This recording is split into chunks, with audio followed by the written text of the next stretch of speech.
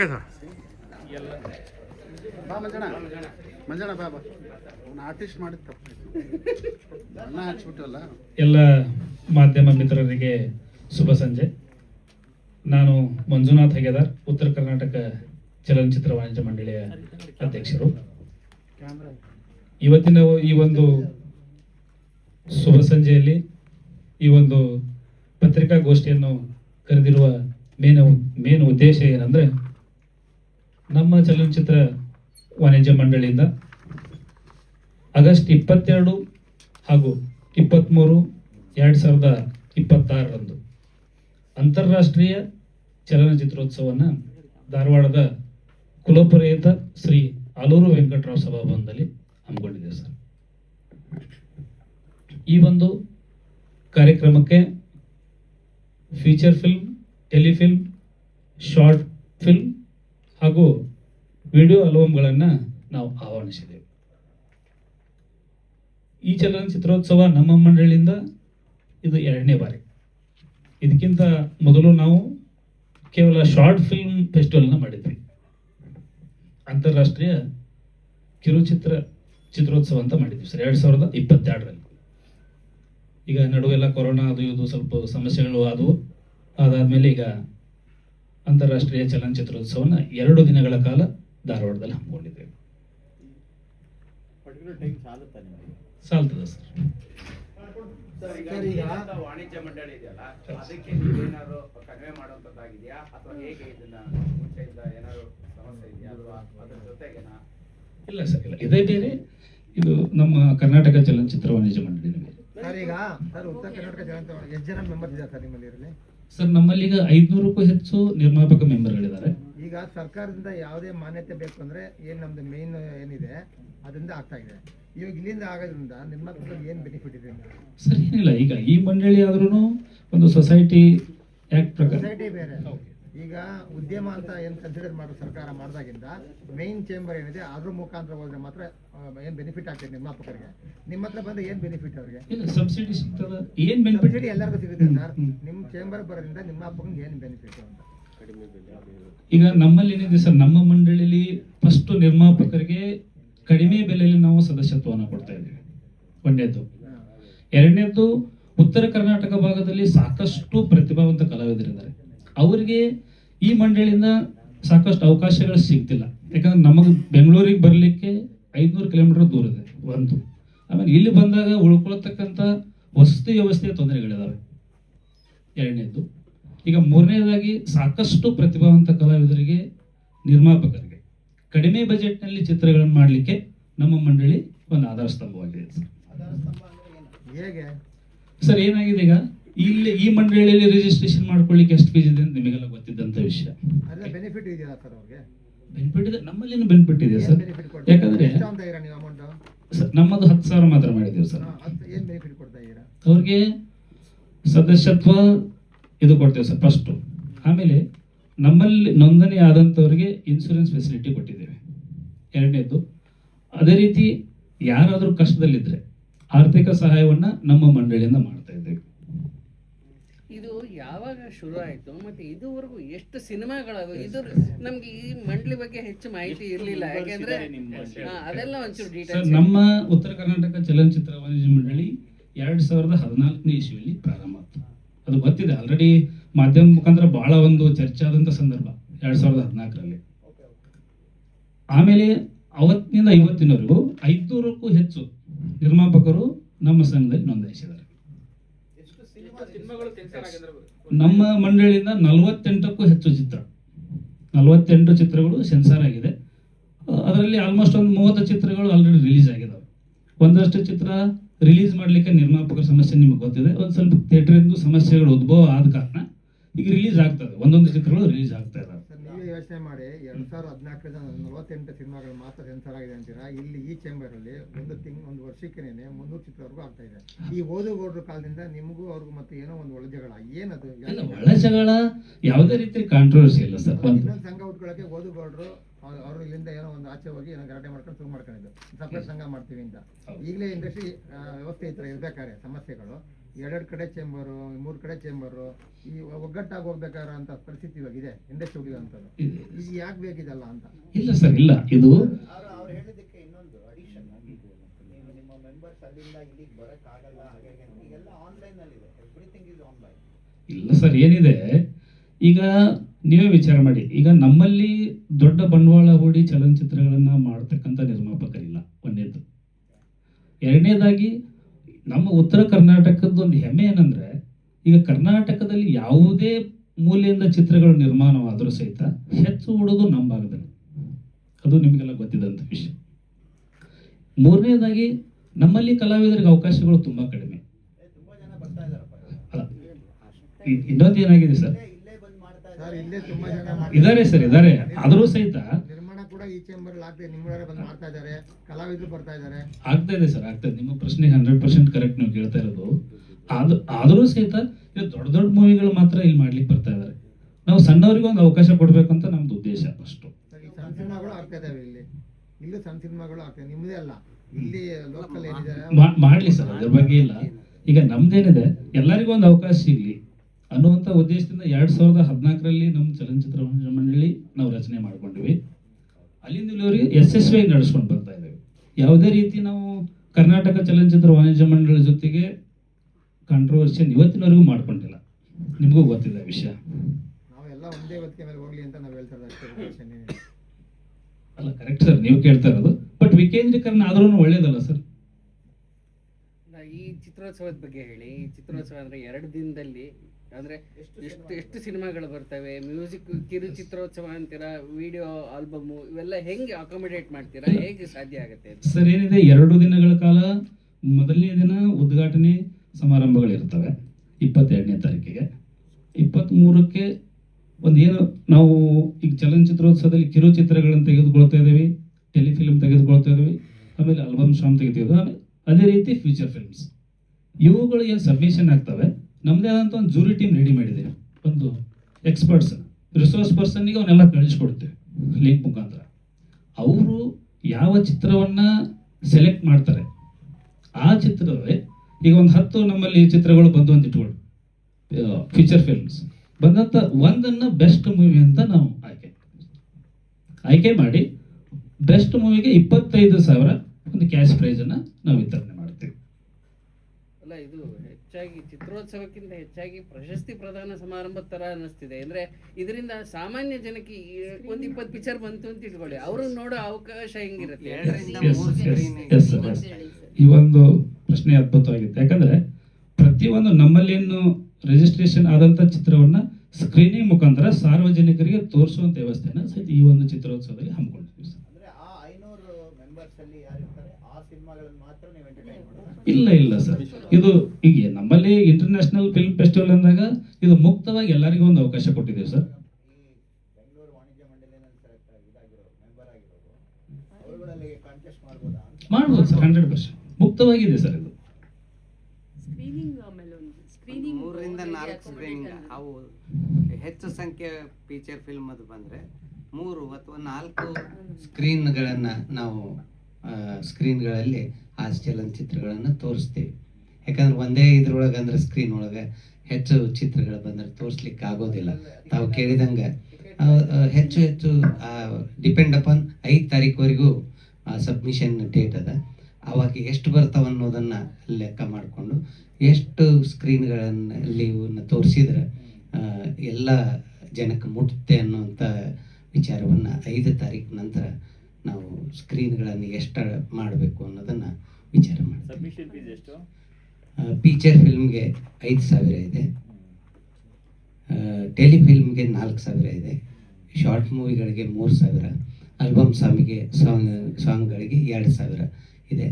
ಪ್ರತಿಯೊಂದು ಕ್ಯಾಟಗರಿಗೂ best film, best feature film, best telefilm, best album song ಅಂತ cash prize ಇದೆ.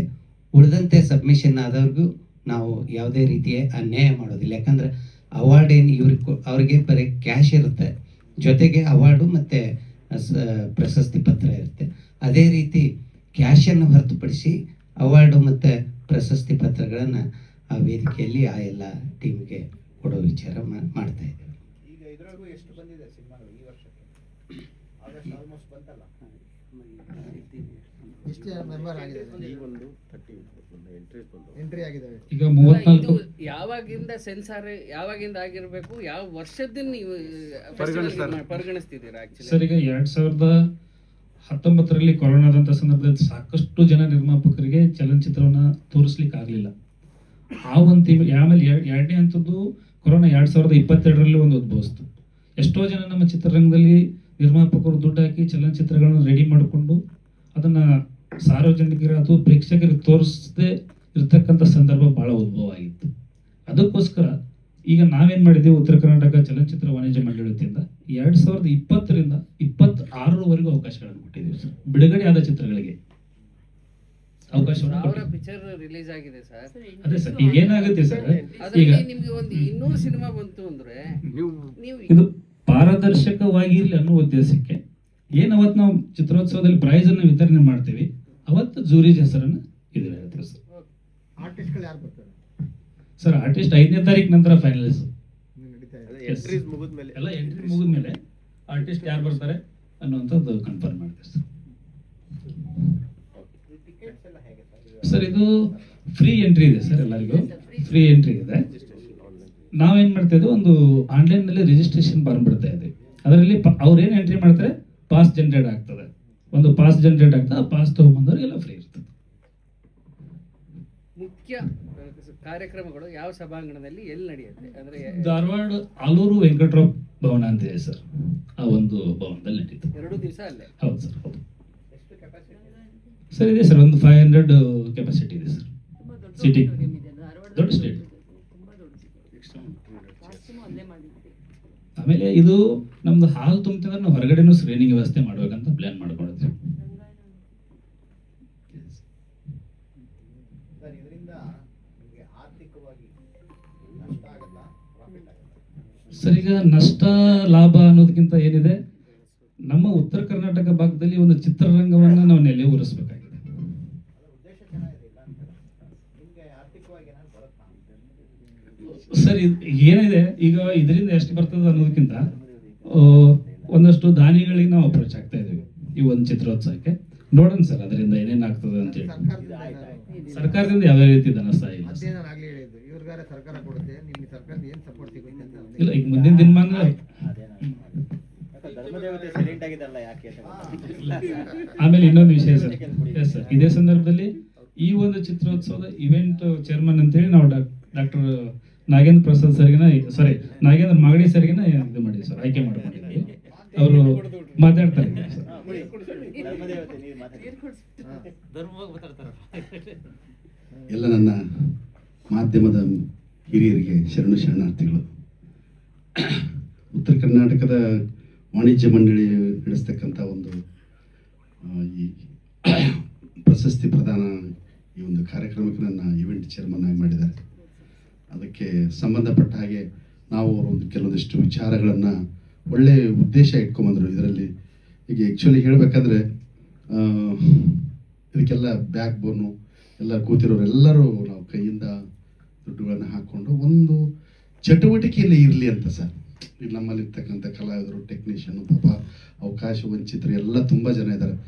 ಪಾಪ ಅವ್ರು ಒಳ್ಳೆ ಕಲಾವಿದಿರ್ತಾನೆ, ಅವನು ಕಿತ್ತೋಗಿರೋ ಪಾಪ ಹವಾಯಿ ಚಪ್ಪಲಿ ಹಾಕೊಂಬಂದು ಅಣ್ಣ ನನಗೊಂದು ಅವಕಾಶ ಕೊಡು ಅಂತಾನೆ. ನೋಡಿದ್ರೆ ಅವನು ಎಂಥ ಅದ್ಭುತ ಕಲಾವಿದಿರ್ತಾನೆ. ಇಲ್ಲಿ ಬರೋದಕ್ಕೆ ಅವ್ರ ಪಾಪ ಅವ್ರಿಗೆ ಲಿಂಕ್ ಇರಲ್ಲ ಸರ್, ಒಂದು ಮಾರ್ಗ ಇರಲ್ಲ ಬರೋದಕ್ಕೆ. ಸೊ ನಾವು ಅಲ್ಲೆಲ್ಲಿ ಕಾರ್ಯಕ್ರಮಕ್ಕೆ ಹೋದಾಗ ಒಂದೊಂದು 5-10 ಜನ ನಾನು ಎಲ್ಲ ಸಿನಿಮಾಗಳಲ್ಲೂ ಅವಕಾಶ ಕೊಟ್ಟಿದ್ದೀನಿ. ಪಾಪ ಇವತ್ತು ಅವರೆಲ್ಲ ಕಾಮಿಡಿ ಕಿಲಾಡಿಗಳಾಗ್ಬೋದು, ಬೇರೆ ಬೇರೆ ಸೀರಿಯಲ್ಗಳಲ್ಲಾಗ್ಬೋದು, ಪಾಪ ಅವಕಾಶ ಸಿಕ್ಕೊಂಡು ಒಂದೇನೋ ಉಪಜೀವನ ಮಾಡ್ತಾ ಇದ್ದಾರೆ. ನಾನು ಧರ್ಮದೇವತೆಯಿಂದ ಅದನ್ನು ಬೆಳೆಸ್ಕೊಂಬಂದಿದ್ದೀನಿ ಸರ್. ಒಂದೊಂದು ಸಿನಿಮಾದಲ್ಲಿ ಮಿನಿಮಮ್ 10 ಜನ ಕಲಾವಿದರನ್ನ ನಮ್ಮ ಕಡೆಯವರಾಗಲಿ, ಕಲಾವಿದರು ನಮ್ಮ ಕಡೆಯವರು ಅಂತ ನಾನು ಅದನ್ನು ಹೇಳೋದು. ಯಾಕಂದರೆ ನನಗೆ ಕಲಾವಿದರು ಅನ್ನಿಸ್ಬೇಕು. ಅವರು ಸ್ಟೇಜ್ ಕಲಾವಿದರಾಗ್ಬೋದು, ಹವ್ಯಾಸ ಕಲಾವಿದರಾಗ್ಬೋದು, ಎಲ್ಲ ಒಂದೇ, ನಾವೆಲ್ಲ ಅಣ್ಣ ತಮ್ಮಂದರೆ ಎಲ್ಲರಿಗೂ ಅವಕಾಶ ಕೊಡ್ತಾ ಬಂದಿದ್ದೀನಿ. ಸೊ ಈ ಸ್ವಲ್ಪ ಅಲ್ಲಿ ನಮ್ಮ ಉತ್ತರ ಕರ್ನಾಟಕದಲ್ಲಿ ಇರ್ತಕ್ಕಂಥ ಪ್ರತಿಭೆಗಳನ್ನ ಸ್ವಲ್ಪ ತಗೊಂಬಂದ್ರೆ ಏನು ಫ್ರೆಶ್ ಆಗಿರುತ್ತೆ ಚಿತ್ರರಂಗದಲ್ಲಿ. ನಾವು ಕೂಡ ಅಲ್ಲಿ ಅನ್ನ ತಿಂದು ಬೆಳೆದಿದ್ದೀವಿ, ಸಿನಿಮಾದ ಅನ್ನ ತಿಂದು ಬೆಳೆದಿದ್ದೀವಿ. ಒಂದು ಋಣ ತೀರಿಸ್ದಂಗೆ ಆಗುತ್ತೆ ನಮ್ಮ ಉತ್ತರ ಕರ್ನಾಟಕ, ನನ್ನ ಊರಿಗೆ. ಯಾಕಂದರೆ ನನ್ನ ತಂದೆಯವರು ಸಂಗೀತ ಗವಾಯಿಗಳು. ಆ ಧಾರವಾಡದಲ್ಲಿ 22 ವರ್ಷ ಆಕಾಶವಾಣಿಯಲ್ಲಿ ನಿಲಯದ ಕಲಾವಿದರಾಗಿ ಕಾರ್ಯಕ್ರಮ ಕೊಟ್ಟಂಥವ್ರು. ಇವರೆಲ್ಲ ನಮ್ಮ ತಂದೆಯವರ ಸಹಪಾಠಿಗಳು. ಅದರಿಂದ ನನಗೊಂದು ಋಣ ತೀರಿಸೋದಕ್ಕೆ ಇದೊಂದು ಅವಕಾಶ. ಸೊ ಈ ವಿಚಾರ ಬಂದಾಗ ನಾನು ಹೇಳಿದೆ, ಹೌದು ಇದು ಮಾಡಬೇಕು, ನಾವು ಗುರುತಿಸ್ಬೇಕು. ಪಾಪ ಎಲ್ಲ ಒಂದು 10,000 ರೂಪಾಯಿ ಇಟ್ಕೊಂಡೊಬ್ಬರು ನಾನು ಶಾರ್ಟ್ ಮೂವಿ ಮಾಡಿರ್ತಾನೆ ಹುಡುಗ, ಅವ್ನು ಗುರುತಿಸೋರು ಬೆನ್ನು ತಟ್ಟೋರು ಇರಲ್ಲ. ಸೊ ಒಂದು ವೇದಿಕೆ ಮೇಲೆ ಅವ್ನ ಚಿತ್ರ ಮೊದಲೇ ಪ್ರಶಸ್ತಿ ಬಂದಿದೆ ಅಂತಂದಾಗ ಆ ವೇದಿಕೆ ಮೇಲೆ ಅವ್ನು ಕರೆದು ಮಾತಾಡಿಸಿದ್ರೆ ಅವನು ಇನ್ನೂ ಒಂದು ಏನೋ ಬೇರೆ ವಿಚಾರ ಮಾಡ್ಬೋದು. ನನಗೆ ನನ್ನ ಇಷ್ಟೆಲ್ಲ ಜನ ಬೆನ್ನು ತಟ್ಟಿದ್ರಲ್ಲಪ್ಪ, ಬೆಂಗಳೂರಿಂದ ಇಂಥ ಕಲಾವಿದರು ಬಂದರು, ಇಂಥ ಸೆಲೆಬ್ರಿಟಿಗಳು ಬಂದು ನನ್ನ ಬೆನ್ನು ತಟ್ಟಿದ್ರಲ್ಲ, ನಾನು ಏನೋ ಮಾಡಬೇಕು ಅಂತ ಅವ್ನು ಮಾಡ್ತಾನೆ. ಅವ್ನು ಮಾಡಿದಾಗ ಮಾತ್ರ ನಮ್ಮ ಚಿತ್ರರಂಗಕ್ಕೆ ಅದು ಒಂದು ಮಾಣಿಕ್ಯ ಆಗುತ್ತೆ. ಎಲ್ರಿಗೂ ಅವನು ಒಬ್ಬ ಡೈರೆಕ್ಟರ್ ಆಗಿ ಪ್ರೊಡ್ಯೂಸರ್ ಆಗಿ ನಿಂತ್ಕೊಂಡ್ರೆ ನಮ್ಗೆಲ್ರಿಗೂ ಕೆಲಸ ಸಿಗುತ್ತೆ, ನಮ್ಗೆಲ್ರಿಗೂ ಅನ್ನ ಸಿಗುತ್ತೆ. ಅಂಥ ಪ್ರತಿಭೆಗಳಲ್ಲಿ ಇದ್ದಾರೆ. ಅಂಥ ಪ್ರತಿಭೆಗಳನ್ನ ಗುರುತಿಸಿ ಅವ್ರಿಗೆ ಫಂಡಿಂಗ್ ಮಾಡುವಂಥ ಜನನೂ ನಮ್ಮಲ್ಲಿದ್ದಾರೆ. ಅವಕ್ಕೊಂದು ವೇದಿಕೆ ಬೇಕು ಸರ್. ಸಣ್ಣ ಸಣ್ಣ ಹುಡುಗರುಗಳೆಲ್ಲ ಎಂತೆಂಥ ಶಾರ್ಟ್ ಮೂವಿಗಳು ಮಾಡ್ತಾರೆ, ಆಲ್ಬಮ್ಗಳು ಮಾಡ್ತಾರೆ. ನಮಗೆ ಶಾಕ್ ಆಗುತ್ತೆ ಸರ್. ನಾವು 20 ವರ್ಷದ ಹಿಂದೆ ಮಾಡಿದಲ್ಲಪ್ಪ ಈ ಸಾಂಗ್ನ ಇವನು ಇವಾಗಲೇ ಮಾಡ್ಕೊಂಬಂದಿದ್ದಾನಲ್ಲ, ಆ ಲೊಕೇಶನ್ನು, ಆ ಕಾಸ್ಟ್ಯೂಮು, ಅಂತಂಥ ಕಂಟೆಂಟು, ಅಂತಂಥ ಕಾನ್ಸೆಪ್ಟಲ್ಲಿದ್ದಾರೆ ಸರ್ ಈಗಿನ ಯೂತ್ ಹುಡುಗರುಗಳು. ಸೊ ಅವಕ್ಕೆ ನೋಡಿದಾಗ ಅವಕ್ಕೊಂದು ಏನೋ ವೇದಿಕೆ ಸೃಷ್ಟಿ ಮಾಡಬೇಕು ಅಂತ ನಾವು ಮಾತಾಡ್ತಿರ್ಬೇಕಾದ್ರೆ ಈ ಕಾನ್ಸೆಪ್ಟ್ ಬಂತು ಸರ್. ಅದಕ್ಕೆ ಮೊದಲನೇ ಅತ್ಯುತ್ತಮ ಚಿತ್ರ, 2ನೇ ಅತ್ಯುತ್ತಮ ಚಿತ್ರ, 3ನೇ ಅತ್ಯುತ್ತಮ ಚಿತ್ರ, ಅದೇ ಥರ ಬೇರೆ ಎಲ್ಲ ಕ್ಯಾಟಗರಿಲಿ ಕೂಡ ಸಾಂಗಲ್ಲಾಗಿರ್ಬೋದು, ಇದರಲ್ಲಿ ಡಾಕ್ಯುಮೆಂಟ್ರಿ ಆಗಿರ್ಬೋದು, ಶಾರ್ಟ್ ಮೂವಿಯಲ್ಲಿ ಆಗಿರ್ಬೋದು, ಅದೇ ಥರ ಮಾಡ್ಕೊಂಬಂದಿದ್ದೀವಿ. ಫಸ್ಟ್ ಪ್ರೈಸ್ಗೆ ಕ್ಯಾಶ್ ಪ್ರೈಸ್ ಎಲ್ಲ ಅಂದ್ಕೊಂಡಿದ್ದಾರೆ. ಜೊತೆಗೆ ಅತ್ಯುತ್ತಮ ಬಾಲನಟಿ, ಅತ್ಯುತ್ತಮ ಮಕ್ಕಳ ಚಿತ್ರ, ಅತ್ಯುತ್ತಮ ಸಾಮಾಜಿಕ ಕಳಕಳಿ ಬೀರುವ ಚಿತ್ರ, ಜೊತೆಗೆ ಒಂದು ನಮ್ಮ ಪರಿಸರದ ಬಗ್ಗೆ ಒಂದು ಕತೆ ಮಾಡಿರ್ತಾನೆ ಸರ್. ಮೊನ್ನೆ ಬೆಂಗಳೂರು ಫಿಲ್ಮ್ ಫೆಸ್ಟಿವಲ್ ಎಂತೆಂಥ ಸಿನಿಮಾಗಳು ನೋಡಿದ್ವಿ ನಾವು. ನಿಜವಾದ ಸಿನಿಮಾ ಅದು ಬಿಡಿ ಸರ್, ನಾವು ಹೊಟ್ಟೆಪಾಡಿಗೋಸ್ಕರ ಮಾಡ್ತೀವಿ ಸಿನಿಮಾ, ಕತೆ ನಮಗೆ ಬೇಕಾದ್ರೆ ನಾವು ಬರ್ಕೊಂಡು. ಆದರೆ ಆರ್ಟ್ ಮೂವಿ ಇದೆಯಲ್ಲ ಸರ್, ಹಾರ್ಟಿಗೆ ಟಚ್ ಆಗುವಂಥ ಮೂವಿ ಸರ್. ನಿಜವಾದ ಸಿನಿಮಾ ಅಂದರೆ ನಾನು ಜೂರಿ ಆದಾಗ 2016ರಲ್ಲಿ ಅದು ಸಿನಿಮಾಗಳು ನೋಡೋದಿಲ್ಲ, ಅದಪ್ಪ ನಿಜವಾದ ಸಿನಿಮಾ ಅಂತ ಅನಿಸುತ್ತೆ ಸರ್. ಯಾಕಂದರೆ ಪಾಪ ಅವ್ರಿಗೆ ನೋಡಿ ಸರ್, ಅಂಥ ಚಿತ್ರಗಳು ಜನರಿಗೆ ತಲುಪಬೇಕು. ಹಿಂದೆ ಸರ್ಕಾರ ಒಂದು ಸಿನಿಮಾ ಅವಾರ್ಡ್ ಬಂತಂದ್ರೆ ಟ್ಯಾಕ್ಸ್ ಫ್ರೀ ಮಾಡೋರು, 50% ಮಾಡೋರು. ಉದಾಹರಣೆಗೆ ಶಂಕನಾದ ಮತ್ತು ಸಂತೋಷ್ ಶಿಶುನಾಳ ಶರೀಫ್ ಅವಾರ್ಡ್ ಬಂದ ತಕ್ಷಣವೇ 50%, ಅವಾಗ ₹3.80 ಟಿಕೆಟ್ ಇತ್ತು. ₹1, ₹2. ನಾವೆಲ್ಲ 50 ಸಾರಿ ನೋಡಿದೆವು ಸರ್ ಆ ಸಿನಿಮಾ. ಕಾಲೇಜ್ ಹೋದ ತಕ್ಷಣ ಪೀರಿಯಡ್ ಇಲ್ಲ ಅಂತಂದರೆ ನಾವೇನು ಮಾಡಿ ಸಿನಿಮಾ ಸಾಂಗಾರು ನೋಡ್ಕೊಂಬರೋಣ ಬಾ, ₹1.60 ಟ್ಯಾಕ್ಸ್ ಫ್ರೀ. ಜನ ಎಲ್ಲ ನುಗ್ಗವರು ಸರ್. 25 ವಾರ ಹೋಯ್ತು ಸಂತೋಷ್ ಶಿಶುನಾಳ ಶರೀಫು. ಶಂಕನಾದ 100 ಡೇಸ್ ಹೋಯ್ತು. ಸೊ ಅದೇ ಥರ ನನ್ನ ಕಳಕಳಿ ಏನಂದರೆ ನಿಮ್ಮ ಮುಖಾಂತರ ಯಾವ ಅವಾರ್ಡ್ ಮೂವಿಗಳು ಅವಾರ್ಡ್ ಬರುತ್ತಲ್ಲ, ಸರ್ಕಾರ ಅದಕ್ಕೆ ಟ್ಯಾಕ್ಸ್ ಫ್ರೀ ಮಾಡಬೇಕು ಸರ್, ಜನಕ್ಕೆ ತಲುಪಬೇಕು. ಅಟ್ಲೀಸ್ಟ್ ಒಂದು ಶೋ ಆದರೂ ಹೋಗ್ಬೇಕು ಸರ್. ನೋಡಿದಾಗ ಆ ಜನಕ್ಕೆ ನಿಜವಾದ ಪರಿಸರದ ಬಗ್ಗೆ ಸಿನಿಮಾಗಳು ಮಾಡಿದ್ದಾರೆ. ಮೊನ್ನೆ ಒಂದು ಸಂಬಂಧಗಳ ಬಗ್ಗೆ ಮಾಡಿದ್ದಾರೆ, ಎಷ್ಟು ಅರಿವು ಮೂಡಿಸುವಂಥ ಚಿತ್ರಗಳು ಸರ್. ಸೊ ಅದಕ್ಕೆ ನಮ್ಮಲ್ಲಿ ಕೂಡ ಒಂದಿಷ್ಟು ಸಿನಿಮಾಗಳು ಆ ಥರ ಮಾಡಿದ್ದಾರೆ. ಅವ್ರನ್ನೆಲ್ಲ ಗುರುತಿಸಿ ನಾವು ಅದಕ್ಕೊಂದು ವೇದಿಕೆಯನ್ನು ಮಾಡಿಕೊಡೋಣ ಅಂತೇಳಿ ನಾವೆಲ್ಲ ಮಾತಾಡ್ಕೊಂಡಿದ್ದೀವಿ ಸರ್. ಜೊತೆಗೆ 500 ಸಿನಿಮಾ ಅಥವಾ 50 ಸಿನಿಮಾ ಏನೋ ಮಾಡ್ತಿರೋ ಒಂದು ವರ್ಷಕ್ಕೆ, ಅದು ಮೇನ್ ಸ್ಟ್ರೀಮಿಗೆ ಬರೋ ಹಂಗೆ ಮಾಡಿಕೊಂಡು ನೀವು ಈ ಕರ್ನಾಟಕ ಸಬ್ಸಿಡಿ ಕೊಡುತ್ತಲ್ಲ, ಆ ಸಬ್ಸಿಡಿ ತಗೊಳ್ಳೋ ಪ್ರಯತ್ನನೂ ನಾವು ಮಾಡಿ ಅಂತ ಆಗಿದೆ ಸರ್, ಸಬ್ಸಿಡಿಗಳು ಬಂದಿದೆ. ಅಲ್ಲ ಆಗಿದೆಯಾ ಸಿನಿಮಾಗಳು? ಆಗಿದೆ ಸರ್. ನಿಮ್ಮ ಚೇಂಬರ್ ಸಿನಿಮಾಗಳು ಬಂದಿದೆ.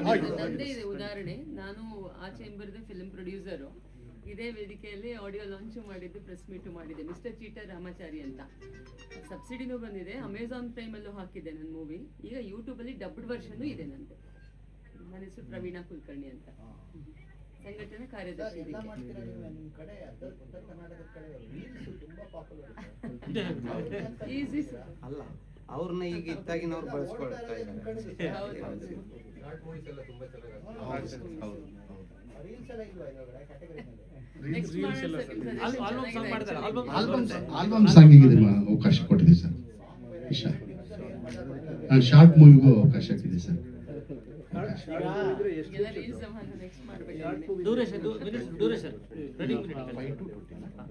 ಈಗ ರೀಲ್ಸ್ ಯಾರು ಕೊಟ್ಟರು 20 ಮಿನಿಟ್ಸ್ ಸರ್.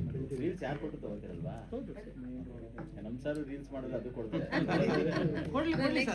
ಸರಿ ಇದೆ ಸಜೆಷನ್. ಆಕ್ಚುಲಿ ಈಗ ಟ್ರೆಂಡಿಂಗ್ ಅದು. ನಿಮ್ಮ ಕಡೆ ಅವ್ರು ಬಿಟ್ಟು ಮಾಡೋಕ್ಕಾಗಲ್ಲ ಬಿಡಿ ಮೇಡಮ್. Thank you sir.